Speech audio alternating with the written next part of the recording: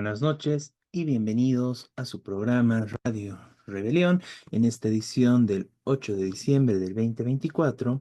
Muy buenas noches, Miguel. Buenas noches. Y bueno, bienvenidos todos. El día de hoy estamos, bueno, solo con dos temas, pero bueno, tenemos un tema internacional muy importante.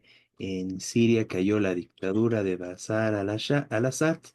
Bueno, un hecho muy importante que lo estaremos analizando. Y a nivel nacional tenemos, bueno, la próxima semana son las elecciones judiciales, parciales y todo lo que dicen. Entonces hablaremos un poco sobre este tema, que es importante, bueno, definir una posición desde el punto de vista de los trabajadores, ¿no? Entonces, dos temas muy importantes y bueno, arrancamos de esta forma con el programa. Bueno, Muy voy a bien. compartir un poco algunas imágenes que tenemos, ¿no? Sí, Y Ok, mientras voy preparando esto, tal vez Miguel puedes comenzar a hablar un poquito de la situación de Siria. sí, claro. Bueno, en Siria pasó algo relativamente, bueno, bastante inesperado. Siria tiene un conflicto desde el año 2011 de guerra civil. Esto es poco dicho por los medios, aunque ya en algunos lugares salió. No fue un conflicto menor. Hubo 500.000 muertos, repito, 500.000 muertos y casi 6.700.000 exiliados. Repito, 6.700.000, en un país que ahora tiene 22 millones de habitantes, o 23 millones. Es decir, una cuarta parte del país tuvo que irse, escaparse. Muchos se ahogaron en el mar que está al lado porque querían irse para Europa, para Grecia. Bueno, fue un desastre. Tuvo que ver con todo un proceso de rebeliones de los pueblos árabes, que también se dio en otros países. Y aquí hay una dictadura que dura 54 años, de Al-Assad, que cometió esa masacre. Y en los últimos años había bajado la resistencia, eh, también gracias, gracias a que tuvo Al-Assad, bajó la resistencia por el apoyo militar ruso directo. Rusia bombardeó zonas rebeldes. La rebeldía es heterogénea. Ahí está la familia que gobernó los últimos 53 años. La rebeldía es heterogénea, a islámicos, que son los que están encabezando en este momento. En el norte también hay un sector de Kurdistán, que también se rebeló contra Al-Assad, pero ahora no está, no parece metido en la rebelión. Bueno, Siria es un país con fronteras con Líbano, con fronteras con Israel, con fronteras con Irak, con Turquía. Es parte del Medio Oriente, ahí está el Gracias, mapa Pablo, ¿no? ubicado, ¿no es cierto?, dónde está y qué significa. Eh, entonces, ahora hay todo tipo de versiones sobre esta caída de Al-Assad, que como digo, es relativamente inesperada. La rebelión se produjo, la toma de Alepo, eh, partió de una rebelión de la ciudad de Idlib, que ya estaba controlada por rebeldes de hace años, Entonces, puedo ver un justamente poco esto, ¿no? por esta gente que tomó ahora el poder nacional, ¿no es cierto? Eh, Tomó Alepo hace 12 días y avanzó y ahora cayó a Damasco y se escapó al-Assad, se escapó a Rusia, está exiliado en Rusia. Bueno, por supuesto hay informaciones contradictorias de mucho tipo, pero hay que decir algunas cosas, eh, digo, desmentir. Por ejemplo, se dice, una de las versiones, sobre todo de los sectores del Partido Comunista, y bueno, por supuesto de los rusos, que esto fue todo un plan de Estados Unidos, ¿no? Bueno, Estados Unidos no apoyaba al régimen sirio abiertamente, no lo apoyaba. El que sí lo apoyaba era Rusia, como dije, ¿no es cierto? Ahora, el líder rebelde, por lo menos el que aparece a la cabeza de Abu Mohammed al-Jawlani, tiene orden de captura de Estados Unidos. Al que lo detiene le van a dar, dicen, 10 millones de dólares. De hace años, no, no es de ahora, ¿no? Pero se mantiene, porque lo consideraban terrorista. Digo, para cómo son las cosas, los que dicen que este es un agente de Estados Unidos, bueno, por lo menos no le ponen ese detalle. ¿Cómo es? Un agente de Estados Unidos con orden de captura de Estados Unidos, bueno, puede haber contradicciones, todo, hoy el mundo está tan en crisis que hay todo tipo de cosas contradictorias. Bueno, eh, lo que hay fundamentalmente, lo que se produjo en Siria es una enorme rebelión popular contra la dictadura. Y hay muchos indicios de que ni siquiera las tropas rebeldes habían llegado a Damasco cuando Damasco se sublevó, la ciudad principal, la capital. Se vieron fotos tirando banderas, tirando monumentos al Assad y a su padre, que estaban en Damasco, y desertaron masivamente los soldados y policías. Es decir, se quedó sin nada el dictador, tuvo que salir corriendo y bueno, como dije, está ahora en Rusia, ya oficialmente, ya esto es conocido, no es una versión. Bueno, entonces hubo una rebelión generalizada en las ciudades principales, aparentemente no totalmente dirigida por este grupo islámico, pero sí este grupo islámico es el que encabezó, el que empezó la rebelión, y claro, debilitó al gobierno. El otro elemento de debilidad del gobierno fue básicamente que Rusia, por la guerra de Ucrania, tiene menos tropas, aunque tiene todavía una base eh,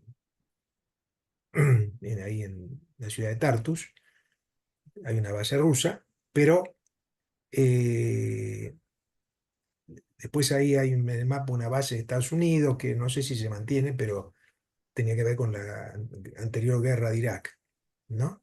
Mm. Bueno, Siria es un estado caótico, es decir, el gobierno ni siquiera no controlaba toda Siria, Ujú. ese es el hecho, ¿no? Eh, Una cosa y- importante ahí, Miguel, que quisiera señalar, o sea, como tú decías, bueno, este líder y su grupo que se llama, bueno, sus iniciales son HTS, tiene nombre árabe, está en la parte roja de acá arriba, ¿no?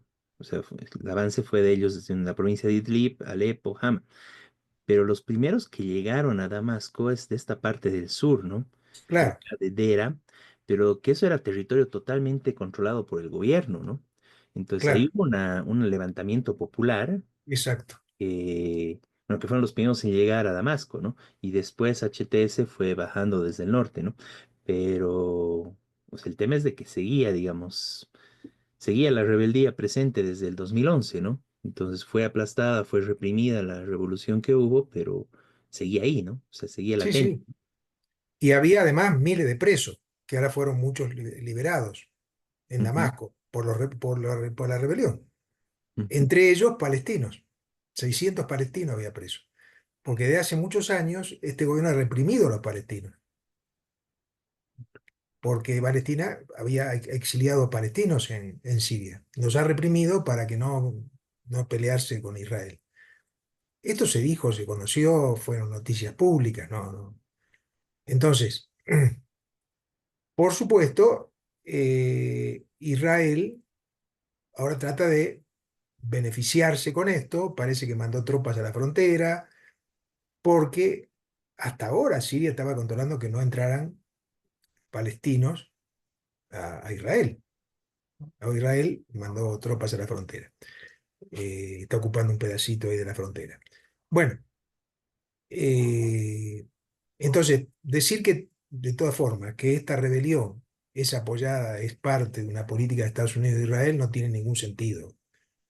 No Estas tiene son sentido imágenes. en ninguna forma, porque estos dirigentes jamás dijeron, estos dirigentes que están dirigiendo la rebelión, y menos la gente rebelde que aparece en las fotos, por ejemplo, una de ellas, importante, porque salió el momento de la rebelión, aparecen con banderas de Siria y de Palestina. Exacto, ahí está, esa foto. Esta es la bandera de Palestina. Este, entonces, y atrás está la bandera de Siria. ¿Y por qué? Porque en general el pueblo sirio simpatiza con la rebelión palestina, se identifica. Entonces, no tiene ningún sentido eso. Esta rebelión es progresiva contra una dictadura. No quiere decir que el gobierno islámico que surja, vamos a ver qué hace. Bueno, se abre una nueva situación, confusa, digamos, veremos, como toda gran revolución que no tiene una dirección revolucionaria, pero sí es un avance haber echado al Assad. Eso, eh, como digo, no es de ahora, es una dictadura de hace muchos años, de 50 y pico de años, y que cometió masacres espantosas. Entonces, incluso podríamos comparar peores a la de Gaza, digamos, ¿no? No para decir que es peor que Israel ni nada, ¿no? Pero simplemente para decir que mataron más gente que se mataron en Gaza. Eh, entonces, no es un tema menor que un pueblo sea rebelado y echado a esa dictadura. Veremos ahora qué salidas se empiezan a encontrar, este, cómo es el gobierno que surge. Evidentemente tampoco se ve que tenga una posición revolucionaria, pero incluso, bueno, en sus primeras declaraciones dice algo ambiguo, pero dice, bueno, hay que terminar con la dictadura, que está bien. Entonces veremos qué sucede ahora, pero no es una dirección hasta ahora con un programa revolucionario, pero la revolución significa una revolución democrática, es decir, expulsar una dictadura y que la gente tenga libertad. Veremos entonces ahora cómo se logra avanzar en esto. Y por eso quiero mencionar, también hubo debates en los grupos de apoyo a Palestina, porque claro, vinieron todas las versiones posibles, incluyendo que esto lo había financiado Israel y Estados Unidos, lo cual categóricamente no tiene nada que ver con lo que está pasando, digamos. Bueno, esto quería mencionar, me parece importante que aclaremos, digamos, esta situación, que no es en favor de Israel ni de Estados Unidos. Mostraba esta imagen, Miguel. eh, bueno, una cuestión que es muy importante señalar alrededor de todo esto es de que mientras estuvieron en una relativa calma durante muchos años, prácticamente todo el gobierno de Bashar al-Assad en Siria, estuvieron en una calma, digamos, con Israel, ¿no? Claro, A partir de la caída de Assad, lo primero que hace Israel es, bueno, primero reforzar su frontera, invadir la frontera con el Líbano, un claro. territorio que, según anteriores acuerdos, era una zona desmilitarizada para evitar enfrentamientos, etcétera, después del 67, ¿no? Que fue la invasión de Israel y que, bueno, hasta ahora sigue controlando los altos del Golán sirios. Y además está bombardeando bases militares sirias, ¿no? Los aeropuertos y los lugares donde tiene armamento Siria, que justamente el temor de Israel es, bueno, como no está Assad, con el que tenían un buen diálogo, temen que el nuevo gobierno, la rebelión siria, pueda atacarles, ¿no? Y estas son imágenes de los bombardeos de Israel contra Siria el día de hoy, ¿no? Entonces es una situación bastante, bueno, muestra, digamos, estos elementos, ¿no? Entonces, bueno, hay que profundizar un poco más esta discusión. Bueno, hay varios problemas acá, pero centralmente el eje Rusia-Irán es el que ha divulgado una serie de noticias y Bueno, y hay bastante desinformación alrededor de todo esto. Eh, pero ellos centralmente han planteado el tema de que, bueno, es un tema de Estados Unidos, de Israel. Es importante señalar alrededor de todo esto que Trump dijo que no se van a meter, ¿no? Que se entiendan ellos.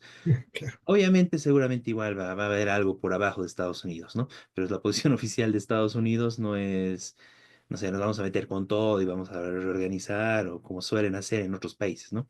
Sino la posición oficial de Estados Unidos es no se meten, ¿no? Por arriba no harán nada, por abajo seguramente algo harán, pero oficialmente y desde arriba y con todo, bueno, dicen que no se van a meter, ¿no? Veremos cómo se sigue desarrollando el tema en ese aspecto. Lo de Israel es más bien, bueno, comienza un ataque contra Siria apenas empieza este proceso revolucionario, bueno, este triunfo, ¿no? Entonces, bueno, es bastante complicado ver eso. Y evidentemente hay una serie de problemas alrededor de esto. También me parece muy importante señalar que tanto Irán como Rusia rápidamente, cuando vieron que la suerte de Assad estaba echada, se dieron línea de negociar con los, como ellos dicen, ¿no? Como Rusia dice, con los distintos grupos opositores, ¿no? Entonces, un día Claro. antes los llamaban terroristas, al día siguiente pasaron a ser opositores y bueno, están dialogando. Actualmente Rusia tiene dos bases militares muy importantes, bueno, una centralmente, ¿no? Que es en el puerto de Taurus y tiene una base aérea también cerca de ese espacio. Y bueno, ambas siguen bajo control ruso. Las últimas noticias es de que los rebeldes están incluso vigilando y evitando, resguardando estas bases militares para evitar cualquier problema. Entonces, parece que, bueno, por ese lado hay buenas negociaciones, ¿no? Ya de Rusia bueno, con HTS, que son los principales líderes y que están garantizando todo esto. eh, bueno, pasaron cosas interesantes, ¿no? Igual hubo una transición pacífica, entre comillas, porque una vez de que ya estaba derrotado Assad, los generales dieron la orden de ya más bien entregar las armas, como rendirse, ¿no? Al ejército, bueno, de ejército árabe sirio, ¿no? Que era básicamente el ejército de Assad, y el primer ministro fue el que entregó el poder a HTS, ¿no? Pero ahí, digamos, el tema es de que sigue habiendo un proceso de levantamiento popular en Siria. Y bueno, independientemente de lo que haga HTS, que tampoco nosotros tenemos ninguna confianza en un gobierno que venga de esa mano, de igual forma hablaron de un gobierno, de llamar a elecciones de aquí a 18 meses. Hablaron de que van a respetar a los distintos sectores, etcétera. Bueno, para nosotros la salida al final es que haya una organización popular, ¿no? Y que se reemplace el poder de Assad y que se avance hacia a una posición de poder popular, ¿no? Desde los distintos comités populares que se formaron en un determinado momento al inicio de la revolución en el 2011, y esperemos que avance en ese sentido, ¿no? De todas formas, es un hecho muy importante, bueno, se ve la felicidad y todo en la mayoría del pueblo sirio respecto a esto, ¿no? Y bueno, alertar sobre otros temas, ¿no? Porque los intereses, por ejemplo, de Turquía, justamente ha empezado y aprovechando toda esta situación, está atacando a las regiones que estaban bajo control kurdo. Bueno, y eso también es preocupante. Y el otro lado que se tiene que ver es que al fin y al cabo no se tiene que perder el horizonte y como muestra en general las banderas y las posiciones en Siria en favor al pueblo palestino, ¿no? Entonces, independientemente, bueno, acá también se ve incluso la bandera del Líbano, ¿no? En esta foto. Y la importancia de eso, ¿no? De que realmente, y yo creo que el temor de Israel es justificado, porque más allá de algunas declaraciones y alguna sonrisa de Assad, perdón, de Netanyahu respecto a la caída de Assad, hay la preocupación, porque si son los pueblos árabes, o sea, el pueblo árabe en general, que es el más abusado y el más golpeado por la existencia de Israel y justamente que sienten de mucho más cerca, incluso nosotros, el dolor de toda la masacre y todos los asesinatos que se comete contra Palestina, pues si son los pueblos que pueden ejercer su soberanía y realmente decidir sus destinos, pues obviamente el pueblo sirio se va a levantar contra Israel, ¿no? Entonces ese es el temor de Netanyahu y del Estado de Israel en contra del pueblo sirio, ¿no? Por eso el ataque a sus bases militares y todo, porque si es que se establece un gobierno soberano del pueblo sirio, necesariamente va a ir contra Israel, ¿no? Al igual que pasaría en Egipto, en Jordania y bueno, en todos los países de la región, porque los pueblos quieren derrotar a ese monstruo que es Israel, ¿no? Esa cosa que ha creado Estados Unidos, el Imperio Británico, en su territorio para controlarlos y que solo pueden ser contenidos por sus distintos gobiernos y las divisiones que crean, ¿no? Entonces, si se abre una posibilidad de soberanía popular en estos espacios, van a ir necesariamente contra Israel, ¿no? Y eso es el temor justo de Israel y más bien justamente a lo que apostamos, ¿no? Que el pueblo sirio pueda avanzar en su emancipación plena de todos, de Estados Unidos, de Turquía, obviamente de Rusia, etcétera, y que pueda avanzar en consolidar un gran frente y una lucha revolucionaria en contra de Israel y terminar derrotándolo, ¿no? Por eso la importancia bueno, de estas fotografías, ¿no? Está acá, digamos, de una movilización con la bandera palestina en primer plano, o esto, ¿no? Que fue en el avance justamente cuando tomaron Alepo, donde está la bandera siria y la bandera palestina, ¿no? En bueno, una fortaleza antigua, o sea, histórica, digamos, de Alepo, ¿no?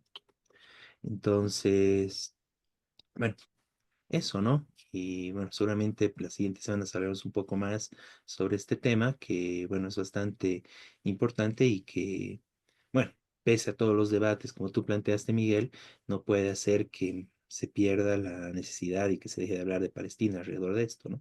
Sino más bien tiene que reforzar las posiciones en apoyo a Palestina en contra de Israel, ¿no? Bien, pasemos al siguiente punto entonces, ¿no? Bueno. El próximo domingo son las elecciones judiciales en buena parte del país. Sin embargo, bueno, hay varios elementos, bueno, aparte de los elementos estructurales que son muy cuestionables en estas elecciones, está el tema de que van a ser parciales, ¿no? Va a haber algunos lugares donde no se va a votar, donde van a seguir los jueces prorrogados en distintos espacios, mientras que en otros sí se va a hacer la elección, se van a renovar estos jueces. Entonces, bueno, es una situación aún más caótica y fraudulenta de lo que normalmente sería, ¿no?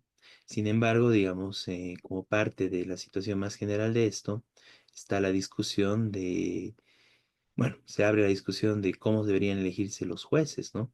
Y se abrió la discusión de que se elijan mediante voto popular. Sin embargo, tanto bueno, el gobierno del MAS en general y obviamente también como parte de las discusiones en el Parlamento de la oposición derechista, y en este caso también aparece actualmente la oposición de Evo Morales, eh, preeligen a los candidatos, ¿no?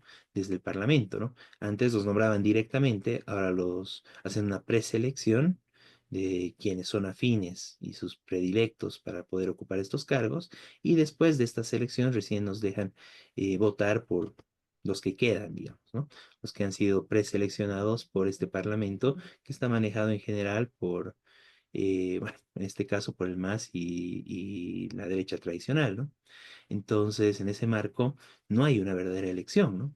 Y al no haber una verdadera elección, se está tratando básicamente bueno, de tratar de cubrir con un manto democrático y de respaldo popular lo que en realidad ya ha sido elegido por parte de los parlamentarios, ¿no? Por parte del masismo y el derechismo.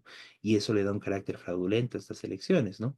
Y por lo tanto, el rechazo justo que, bueno, ya en la anterior elección judicial recibieron con una abrumadora abstención y votos blancos y nulos, y que en el caso de las nuevas elecciones es muy probable que se repita, ¿no? Y lo cual en general nosotros apuntaríamos a que sea de esta forma, ¿no? Eh, Miguel, si quieres aumentar algo. No, claro, pero además de eso, que digamos, más del 90% de la población no tiene ni idea de para qué vota, aunque el voto es obligatorio, con multas, le quitan un montón de cosas al que no vaya a votar. No tiene idea para qué vota. ni tiene idea por quién vota. No se conocen, no se permite difundir su historia como personas y obviamente fueron elegidos por el Congreso en acuerdos trabajosos y además con un año de postergación del mandato según la Constitución. Es decir, supuestamente, y esa es la discusión, los jueces actuales de los tribunales, el Tribunal Supremo Electoral, el Tribunal Constitucional, no tienen, ya se venció el mandato, pero además se va a elegir solamente una parte. El Tribunal Constitucional va a elegir, por ejemplo, creo que es 4 de 9, es decir, una minoría. Con lo cual es una elección totalmente ficticia desde todo punto de vista. Es decir, la gente no está eligiendo, la gente no sabe qué va a elegir, la gente puede votar, es como votar con los ojos cerrados, te ponen dos personas ahí, bueno, a ver cuál te gusta. No, no tengo idea ni qué son, ni para qué están, ni nada. Esto es lo que siente la gente. Hay encuestas, digamos, no es. Entonces, ¿está mal que haya elecciones judiciales? No, claro que no. En la mayoría de los países no hay elecciones judiciales. Es progresivo que la Constitución boliviana diga que tiene que elegir al pueblo. El problema es que no se cumplió nunca. Nunca se cumplió. El pueblo no está eligiendo a los jueces, sino que los elige el Parlamento. Y ahora, porque en las anteriores elecciones había mayoría del MAS, entonces simplemente el gobierno decía, bueno, este. El Parlamento decía, muy bien, esos son, listo, ya está. Se elegía eso. Como decía Beto, con mayoría de abstención. Y voto nulo y voto blanco. Pero, según la ley electoral, no importa. Si tuviste 4 votos y no hay otro opositor, listo, ganaste vos. No hay problema. Sos juez por 5 años, incluso son los principales tribunales, los que encabezan la justicia en Bolivia. Entonces, tendría que haber una elección libre. ¿Esto qué significa? Difundir públicamente y que el pueblo pueda elegir abogados que se hayan jugado, que de alguna manera han defendido al pueblo, que las organizaciones puedan nombrar gente digna, abogados que han defendido a los trabajadores, que han defendido el tema ambiental, el tribunal ambiental, pero todo esto no existe. Esto es una elección ficticia, por eso estamos discutiendo del Partido de los Trabajadores, llamar al voto blanco nulo. No decimos no ir a la elección porque, como dije, es obligatorio y además implica multa no ir, desde 500 bolivianos en adelante. No sé cómo lo aplicarán igual, pero blanco o nulo sí se puede. Y exigir una verdadera elección democrática de los jueces. Esto es, elecciones libres, que las organizaciones puedan presentar abogados de confianza para la gente que ha demostrado en la práctica ser un defensor de los derechos humanos, ser un defensor de los trabajadores, ser un defensor del medio ambiente, bueno, a esa gente habría que elegir, o por lo menos permitirles ser candidatos. Después, claro, puede haber confusión en la elección, pero eso es otro tema. Pero ahora no se puede. Entonces, no hay ninguna posibilidad de que la gente hoy esté eligiendo, no está eligiendo nada. Lo que hace la gente va, como dije, a ciegas, va a haber mayoría de voto nulo y blanco, casi seguro, pero incluso la gente que no vota nulo ni blanco, vota por alguno, eh, vota sin saber. Bueno, todo esto no me da una crisis tremenda, porque todavía se sigue discutiendo si se va a hacer el domingo que viene, parece que se va a hacer el domingo que viene, por lo menos ese es lo que resolvió el Tribunal Supremo, el Tribunal Constitucional. Eh, pero con todo este rollo. Y queda por elegir, entonces, una buena parte de los jueces, de los tribunales principales, y esto no se sabe cuándo. Alguna vez va a ser. Todo esto se mezcla con todo tipo de versiones, hasta incluso de que el tribunal tendría, ahora el Tribunal Constitucional tendría atribuciones para suspender también las elecciones nacionales, que es otro, otro debate. Eh, bueno, entramos en un proceso donde el gobierno está manejando al Tribunal Constitucional, eh, y postergó, porque fue en primer lugar una maniobra de gobierno, durante un año estas elecciones. Y ahora se hacen de esta forma burda, sin sentido, pero tampoco de la oposición hay una propuesta para hacer elecciones libres. Propuesta de lucha, me refiero. Entonces, bueno, es importante eso, plantearlo como una alternativa popular y denunciar esto como un fraude. Digo, no hace falta estudiarlo mucho. Uno puede ir a la calle y preguntarle a 20 personas por quién vas a votar en las elecciones judiciales y te van a mirar como diciendo, ¿qué quiere que te diga? No tengo la menor idea. La mayoría, puede ser que alguno sepa, bueno, sí, yo conozco uno. Es sencillo, digamos, no lo estamos inventando nosotros eso. ¿Y eso qué significa? Un fraude, que la gente no está eligiendo nada. ¿Qué está eligiendo? Si no tiene ni idea de lo que se vota, ni para qué se vota, y además alguna parte no se elige, se sigue perpetuando. Bueno, eso. Muy bien, Miguel. No, y lo que decías, ¿no? En realidad, desde la oposición derechista, lo que plantea no es que se avance, sea un voto popular, ¿no? Una verdadera democracia para el tema judicial, sino más bien quieren retroceder más para que se elija entre ellos nomás, ¿no?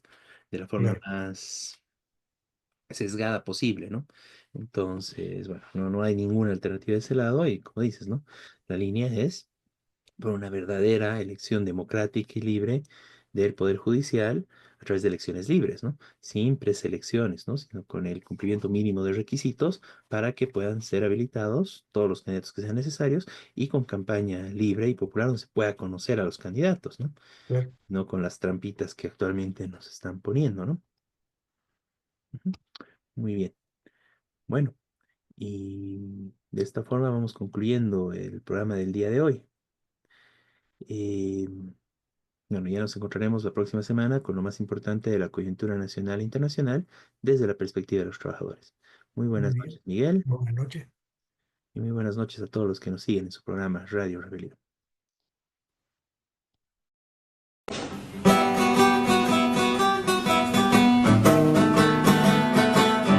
Desde oriente y occidente de los valles marchan ya los maestros de Bolivia como ejemplo de valor. Los maestros de Bolivia como ejemplo de valor. Todos juntos lucharemos la canasta familiar 100%.